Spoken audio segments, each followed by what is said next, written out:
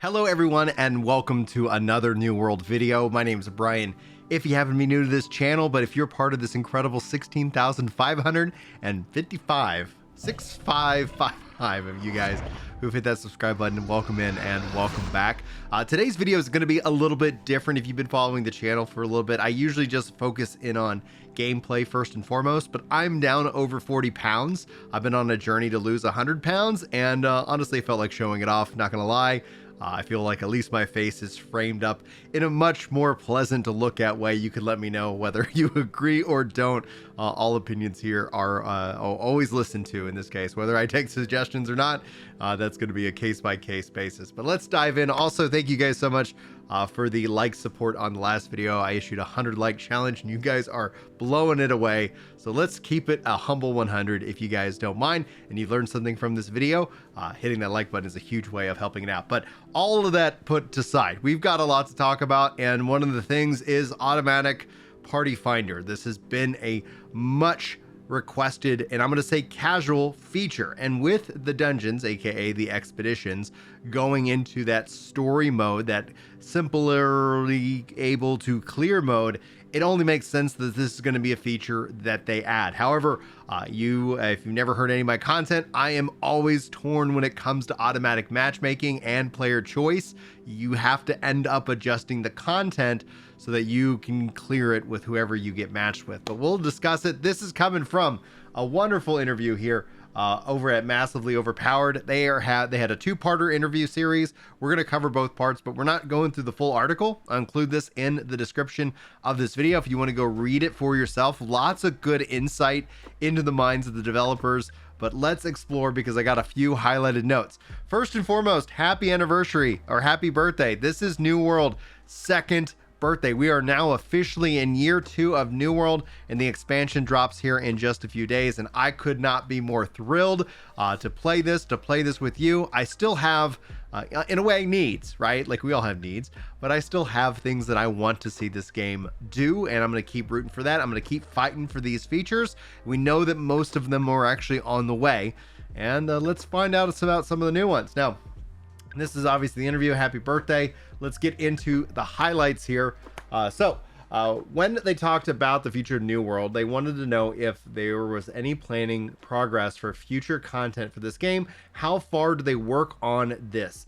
And Lane said that they currently have high-level plans that run all the way roughly up to the first quarter or the first half of 2025. For the longest time, I am on the camp that we're going to see this yearly expansion drop every fall. It would be weird if they did not carry this forward. Now, it might not necessarily be as big as a content drop that you would expect with a 2-year patch cycle, but the once a year expansion along with the seasonal model seems to be the way that the games as a service model is going. Now, I'm going to explore this topic tomorrow over on Ginger Prime because we're seeing a lot of burnout when it comes to games as a service games, especially as you start to stack them up against banging AAA RPGs that are stepping into the wild this year alone. I don't know if you guys are like me, but I'm feeling like I am just in heaven with all of what has been released this year alone, and I haven't finished any of it because somebody said, you have 6 kids. Yes,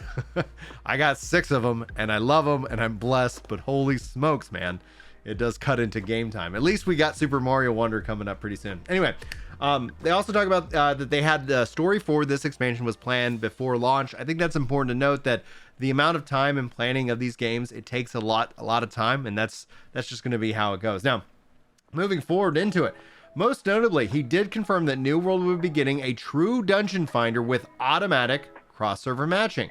Now, this goes on to ask, like, is it meaning, like, you know, we've got the posted board basically that it needs work, and they talked about more work coming.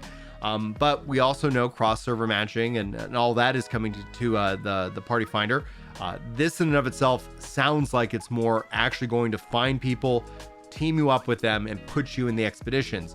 Now, being that they've changed how the difficulties of the expeditions work, I think this is going to be a system that works somewhat decently, but just be prepared. There's going to be plenty of drama and toxicity when it comes to people not being optimal.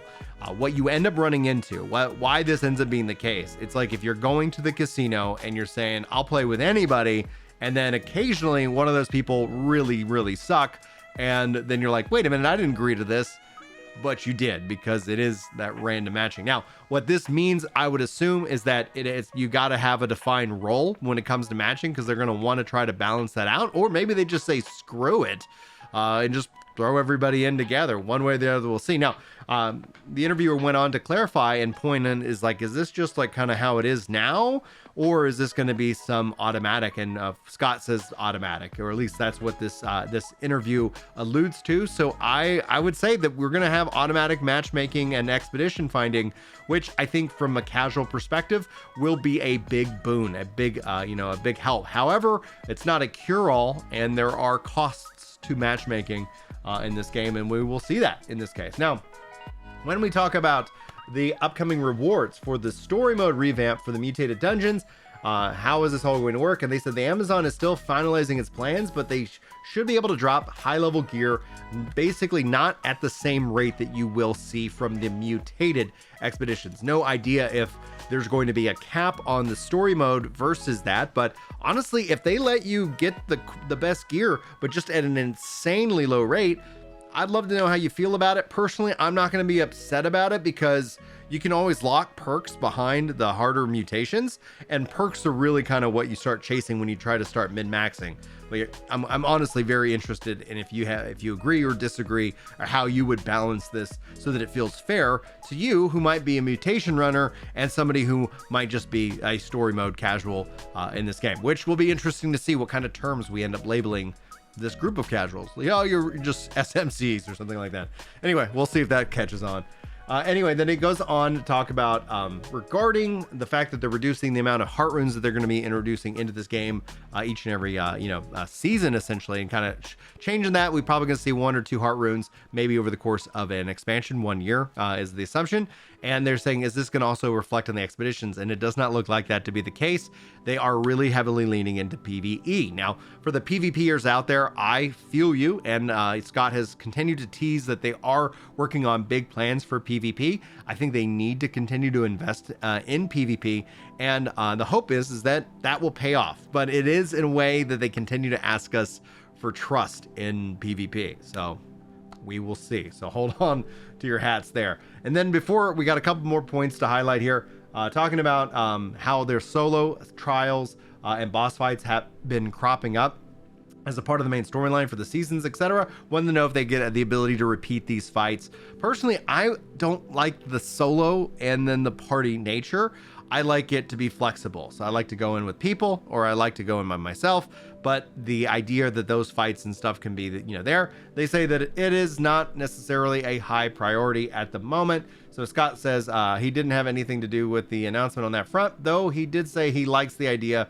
The team is apparently looking at it as a possibility, but all that depends on how technically challenging it proves to be, and if they decide that other features are a high priority. So not really a full commitment on it, but it seems like at least the feedback has been received. Now, if we jump into the second part of the interview, again, over here at Massively, thank you so much. So this was by Tyler. Tyler, great job. Link in the description, again, for the interviews.